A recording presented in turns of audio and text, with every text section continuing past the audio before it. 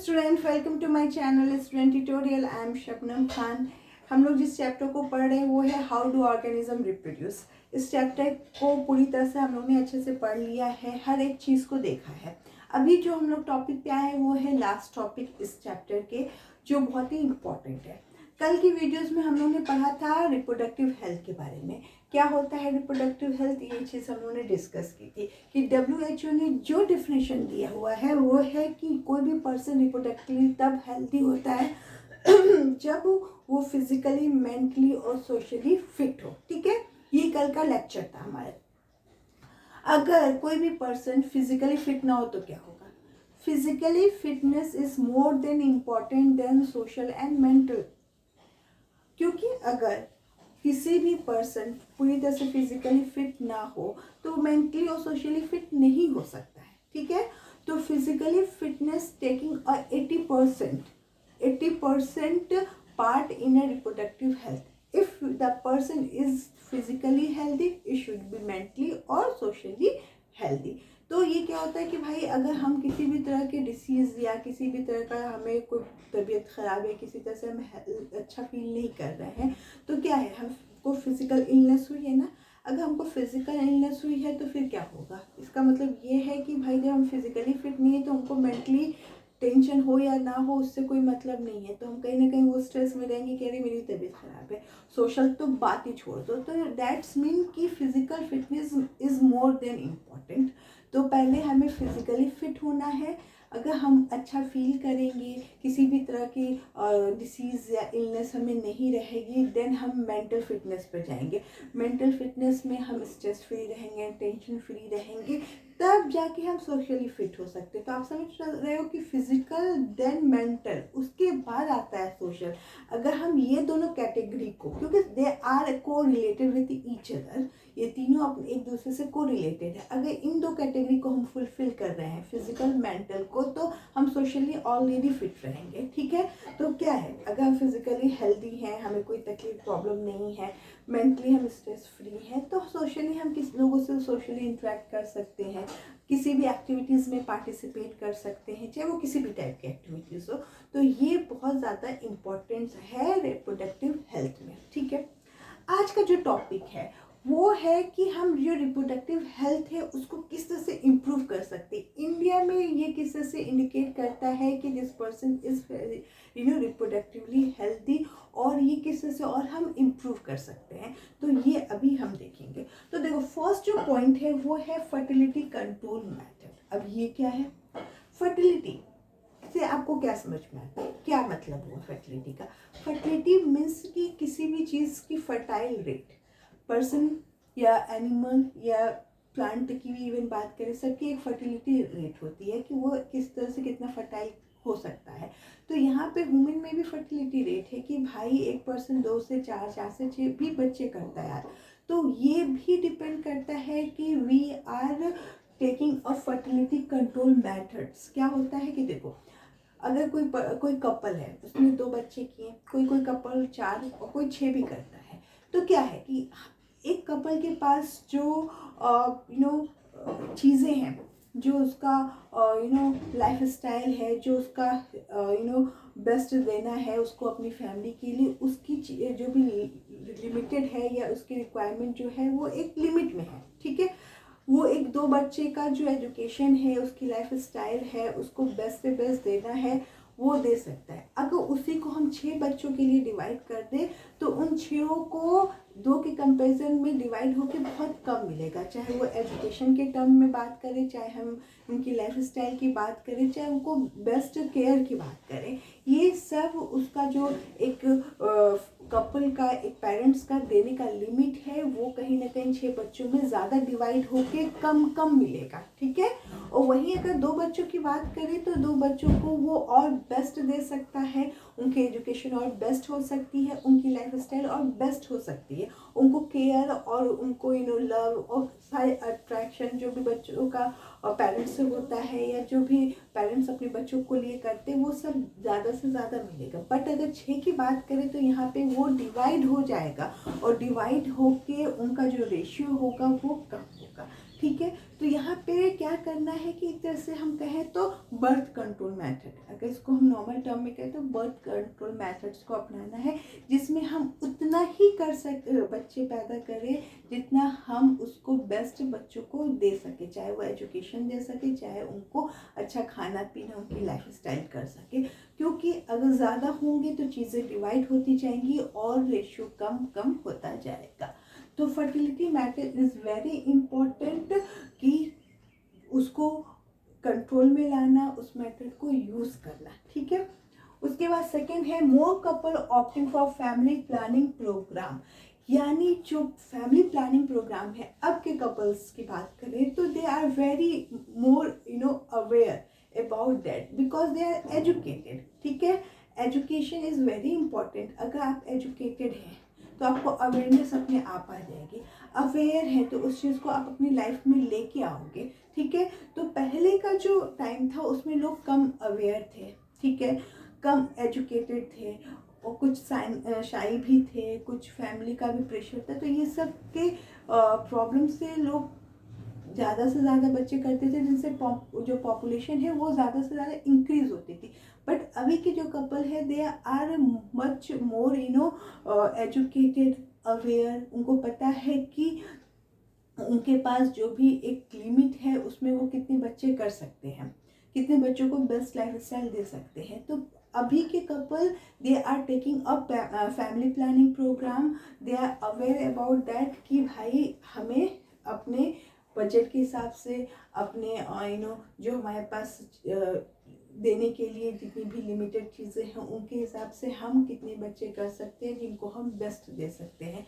तो यहाँ पे क्या है कि more couple opting the family planning programme, तो अभी जो है पहले के कंपैरिजन में बेटर है, क्योंकि अभी के जो कपल हैं दे आर मोर अवेयर, उनको पता है कि क्या क्या चीज़ें हैं जिससे हम बेस्ट बर्थ कंट्रोल कर सकते हैं, क्या क्या चीज़ें हैं जिसको हम फर्टिलिटी कंट्रोल मेथड्स में लाके अपने लाइफ स्टाइल या अपनी लाइफ को या अपनी फैमिली प्लानिंग करके एक फैमिली को अच्छे से अच्छा बेस्ट लाइफ दे सकते हैं। तो ये सब क्या है, अवेयरनेस है आज के टाइम में, और एजुकेशन है जो लोगों को पहले से बेटर पता है, ठीक है। थर्ड होता है improve technique of early diagnosis and treatment of STD and infertility. अभी क्या है कि हमें इम्प्रूव करना है टेक्निक पे, जो मेडिकल ट्रीटमेंट है, मेडिकल मेडिसिन्स हैं, उन सब में इम्प्रूवमेंट लाना है, जिससे हम जो अर्ली डायग्नोसिस है, कोई भी डिसीज़ का अगर अर्ली डायग्नोसिस हो जाता है तो उनको बेस्ट ट्रीटमेंट मिल जाता है और चीज़ें बहुत जल्दी क्योर हो जाती हैं।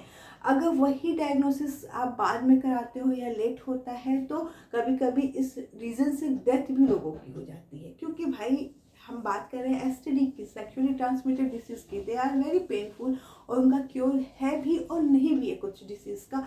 तो early diagnosis and treatment of STD का जो टेक्निक है उसको हमको और इम्प्रूव करना है, जिससे हम किसी भी डिसीज़ को, चाहे वो बड़ी हो या छोटी हो, उसको डायग्नोसिस कर सके, उस पर और बेस्ट ट्रीटमेंट दे सके, मेडिकल ट्रीटमेंट, और अच्छे से बेस्ट मेडिसिन उस पर ला सके, ठीक है। और एसटीडी में जिसमें क्यूरेबल नहीं है, जिनके ट्रीटमेंट्स अभी तक नहीं निकल पाए, उस पर भी रिसर्च करना, उसका भी ट्रीटमेंट ढूंढना, ठीक है। Infertility just like opposite to fertility, जैसे अभी मैंने फर्टिलिटी की बात करी है कि भाई कोई भी पर्सन 2 से 4, 4 से 6 बच्चे पैदा कर सकते हैं, क्योंकि वो रिप्रोडक्टिवली हेल्दी है, हो सकता है तो वो बच्चे पैदा कर सकते हैं। बट कुछ पर्सन या कुछ कपल ऐसे होते हैं जिनमें इनफर्टिलिटी की प्रॉब्लम होती है, वो बच्चे पैदा नहीं कर सकते हैं या नहीं कर पाते किसी भी रीज़न से, चाहे वो हार्मोनल हो, चाहे फिजिकल हो, चाहे सेक्सुअली कुछ रीज़न हो, बहुत से रीज़न इस बीच हो सकते हैं। तो इनफर्टिलिटी पे भी वर्क करना, जिससे ऐसे कपल्स को बच्चे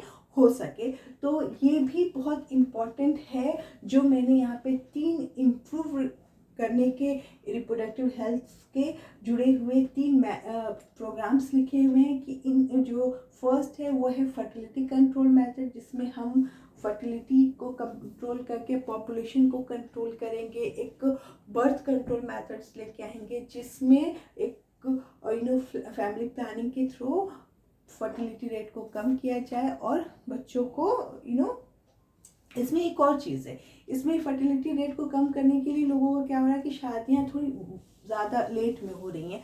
तो लेट में क्या होता है कि एक टाइम होता है जिसमें फर्टिलिटी रेट किसी भी पर्सन में तो बहुत ज़्यादा होती है।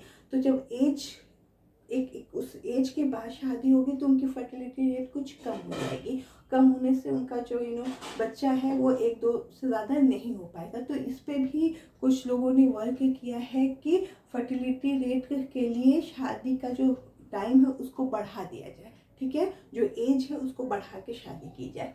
उसके बाद more couple opting for family planning programme, तो इसमें भी क्या है, अवेयरनेस और एजुकेशन जो है वो इन कॉम्बिनेशन से मिलके लोग जो है काफ़ी प्लानिंग कर रहे हैं कि फैमिली प्लानिंग करके कम से कम अपनी फैमिली को बढ़ाएं, ठीक है।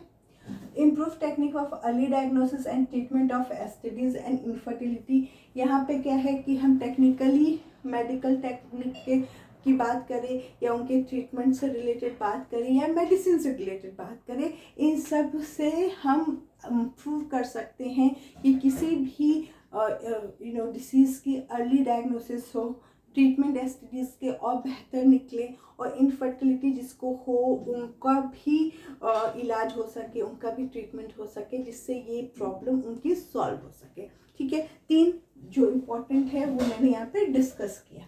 अब आते हैं जो मेन इम्पॉर्टेंट है, सेक्सुअली ट्रांसमिटेड डिसीज यानी एसटीडीज।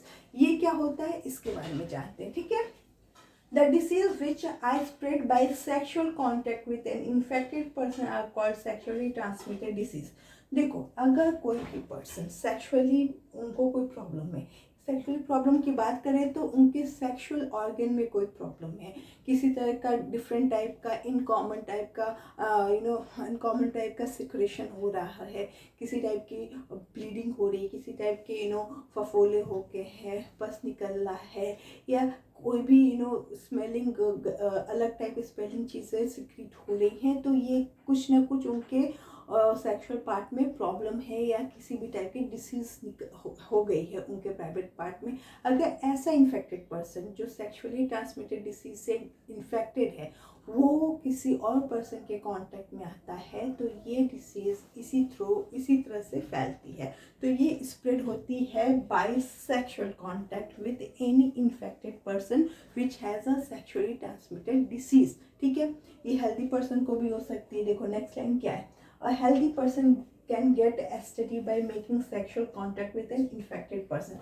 कोई भी हेल्दी पर्सन चाहे वो रिप्रोडक्टिवली हेल्दी क्यों ना हो, वो तीनों चीज़ों को फुलफिल क्यों ना करता हो, अगर वो इन्फेक्टेड सेक्सुअली इन्फेक्टेड पर्सन के कांटेक्ट में आ गया है तो वो भी इस डिसीज़ से पूरी की पूरी तरह इन्फेक्टेड हो जाएगा, क्योंकि बहुत जल्दी स्प्रेड होती है। ब्लड का कांटेक्ट अगर आपके साथ आ जाए, किसी भी तरह सेक्सुअली आप कांटेक्ट हो जाए तो ये सब डिसीजेज जो होती है कभी कभी स्किन से भी ट्रांसमिट हो जाती है। तो डिफरेंट टाइप में सेक्सुअली ट्रांसमिटेड डिसीज है जो क्यूरेबल है भी और नहीं भी है, जिनका ट्रीटमेंट है भी और नहीं भी है। तो ये सब जो डिसीज़ है वो किसी भी इन्फेक्टेड पर्सन से कांटेक्ट में आने से फैल जाती है। तो इसीलिए कहा जाता है कि अगर किसी भी पर्सन को ये डिसीज़ है तो उनको जल्दी से जल्दी अच्छे ट्रीटमेंट की ज़रूरत है और जो भी हेल्दी पर्सन के अराउंड है वो उनसे डायरेक्ट कांटेक्ट में ना जाए। तो sexually transmitted disease is spreading very high and their rate is very high or it's